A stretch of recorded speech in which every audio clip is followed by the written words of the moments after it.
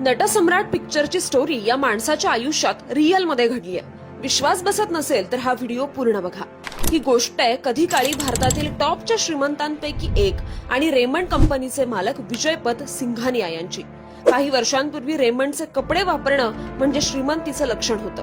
असं एकही लग्न नव्हतं ज्यात नवऱ्यानं रेमंडचा सूट घातला नसेल. विजयपत यांनी रेमंडला यशाच्या शिखरावर नेलं.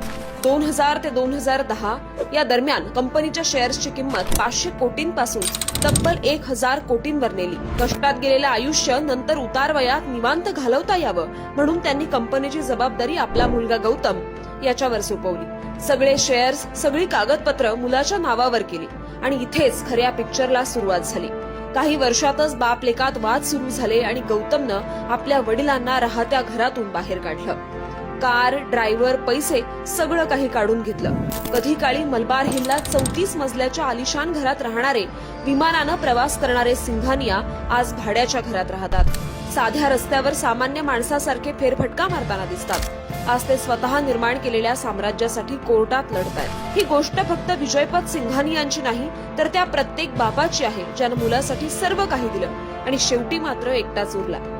हा व्हिडिओ इतका शेअर करा की जगातल्या प्रत्येक वडिलांपर्यंत आणि मुलापर्यंत पोहोचला पाहिजे.